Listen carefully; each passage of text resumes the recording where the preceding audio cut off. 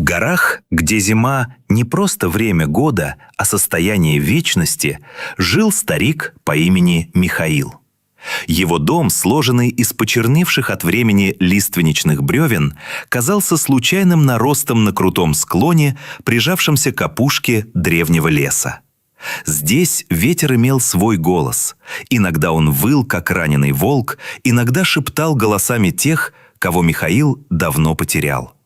Михаил был человеком тишины. За годы одиночества он научился понимать язык трескающих на морозе деревьев и читать полет воронов. Его жизнь была подчинена строгому ритму, который не давал сойти с ума. Утро начиналось с молитвы печи. Накормить ее щепой, дождаться первого тепла. Днем тяжелый труд, колка дров до 7-го пота, чтобы тело помнило, что оно живо. Вечером кружка крепкого чая с сушеной брусникой и долгие взгляды в окно, за которым синие сумерки поглощали мир. Люди обходили его дом стороной. Кто-то считал его нелюдимым бирюком, кто-то блаженным. Но звери чувствовали в нем часть леса. Они не боялись его, а он не боялся их. В тот год февраль был особенно яростным. Метель бесчинствовала 3 дня, засыпав дом по самые окна. Лишь к вечеру 4-го дня стихия выдохлась, оставив после себя оглушительную, звенящую тишину и небо цвета замерзшей стали. Михаил, натянув тяжелый тулуп и подвязав валенки бечевкой, вышел наружу. Ему нужно было проверить периметр. Не ради охоты, старик давно перестал брать у леса жизни без крайней нужды. Он проверял старые капканы, оставленные еще по осени заезжими промысловиками. Михаил ненавидел их, бездушное железо, не знающее милосердия. Спускаясь к ручью, он замер. На белой простыне снега под обрывом темнело огромное пятно. Первая мысль – обвалившийся пласт земли. Но земля дышала. Над ней поднимался едва заметный пар. Старик осторожно двинулся вниз. Сердце забилось чаще, когда он различил контуры мощного тела, густую бурую шерсть и широкую голову, бессильно уткнувшуюся в сугроб. Это была медведица. Огромная, старая, она казалась горой, которую свалил невидимый великан.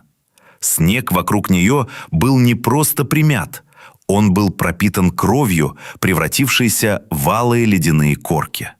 Когда Михаил подошел на расстояние 10 шагов, медведица тяжело, с хрипом подняла голову. Любой охотник скажет вам, раненый медведь – это сама смерть. Это сгусток ярости, который уничтожит все на своем пути, прежде чем испустить дух.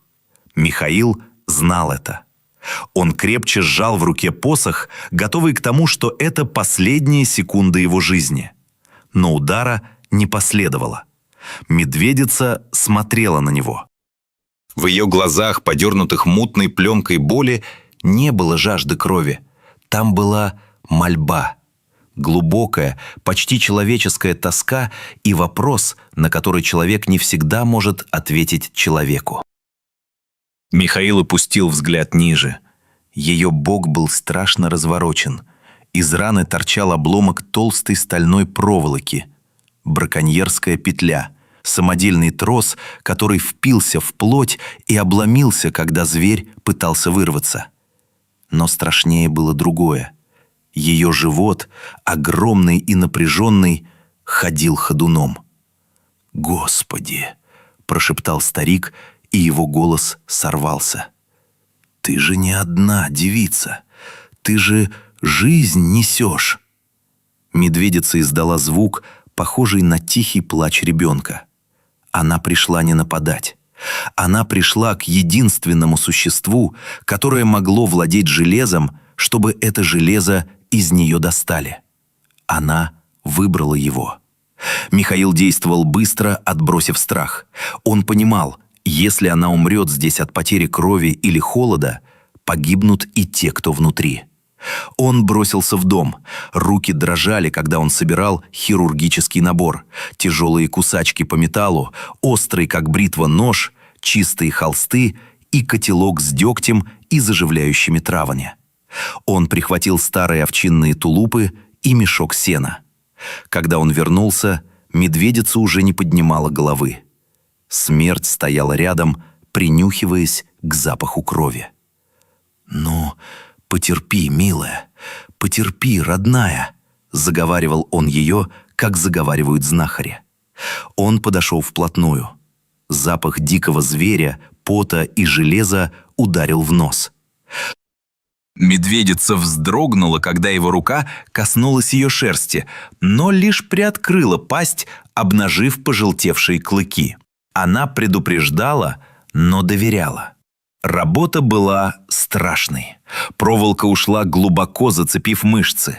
Михаил кусал металл инструментом, чувствуя, как пот заливает глаза, несмотря на 30-градусный мороз. Каждый раз, когда трос дергался в ране, медведица судорожно сжимала когти, вонзая их в лед, но не трогала человека. Когда последний кусок окровавленного троса со звоном упал на наст, старик выдохнул. Он залил рану дегтем, засыпал толчеными травами и прижал чистый холст. Медведица затихла. Он не мог затащить ее в дом. Она весила 300 килограммов. Поэтому он сделал то, что мог. Обложил ее сеном, укрыл тулупами и развел в паре метров костер. Ночь была бесконечной. Михаил сидел у огня, подбрасывая поленья. Ветер утих, и над горами высыпали звезды. Холодные, равнодушные искры. Он говорил с ней всю ночь. Рассказывал о своей жене, которая ушла много лет назад, о сыне, который не вернулся из города. Он изливал свою душу зверю, зная, что в эту ночь они — единственные живые души на многие мили вокруг. Под утро, когда небо начало сереть, медведица засуетилась. Она начала стонать, загребая снег под себя. Михаил вскочил, но она резко, коротким движением головы отогнала его. «Понял, сама справишься». Он отошел в тень деревьев. В холодном утреннем тумане под его старым тулупом происходило таинство. Он видел, как гора шерсти содрогается, как пар валит от нее столбом, а потом раздался писк. Тонкий, жалобный, похожий на птичий щебет. Один, второй. 2 крошечных комочка, едва заметных на фоне материнского бока. Медведица, изможденная, почти лишенная сил, начала их вылизывать. Она повернула голову к Михаилу и посмотрела на него через костер. В этом взгляде не было больше просьбы. В нем было абсолютное, кристальное спокойствие. Она сделала свою работу. Она привела их в мир.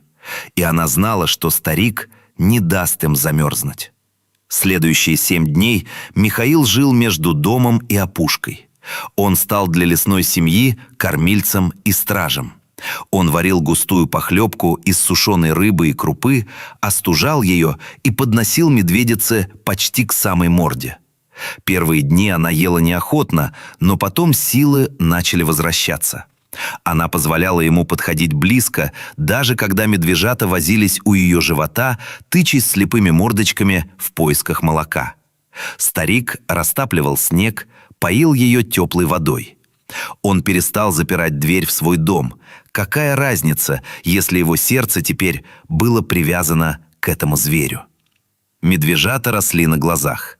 На 5-й день они уже пытались выкарабкаться из сена, смешно кувыркаясь в снегу. Михаил наблюдал за ними с крыльца и впервые за десятилетия поймал себя на том, что улыбается. Его одиночество, такое привычное и тяжелое, как старый панцирь, дало трещину. На 8-е утро Михаил вышел на крыльцо и понял – время пришло. Небо было ясным, солнце, еще не греющее, но ослепительно яркое, золотило вершины. Медведица стояла на ногах. Она заметно похудела, Рана затянулась грубым шрамом, но в ее движениях снова появилась былая мощь и грация хозяйки тайги. Медвежата крутились у ее ног, похожие на живые меховые шарики. Она долго смотрела на старика. Михаил стоял на крыльце, опустив руки. Он не пытался подойти. Между ними была невидимая черта, граница двух миров, которая ненадолго стерлась, но теперь должна была восстановиться. Медведица медленно повернулась и пошла к лесу. Но на самой кромке ельника она остановилась. Один из медвежат, самый шустрый, вдруг развернулся и неуклюже припустил обратно.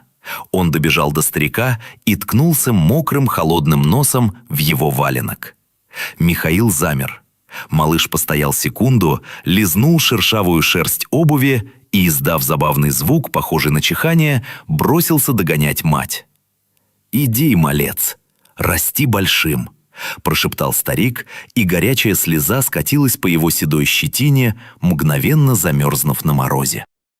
Медведица дождалась сына, еще раз обернулась, и лес поглотил их.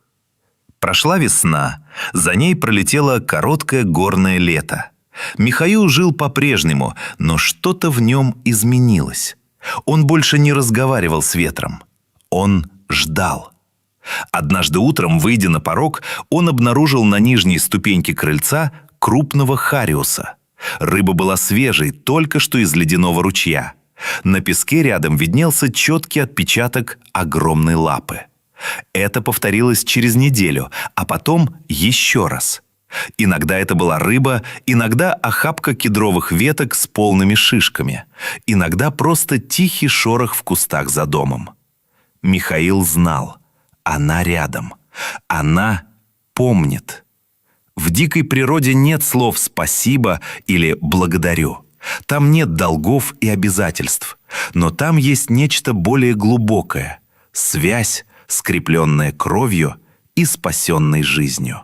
Старик заварил чай, сел на крыльцо и посмотрел на горы. Он знал, что где-то там, в лесной чаще, подрастают два медведя, в чьих жилах течет частица и его тепла. И в эту зиму, какую бы стужу она ни принесла, он знал, он больше никогда не будет одинок. Ведь когда ты спасаешь мир в глазах одного существа, ты спасаешь и самого себя.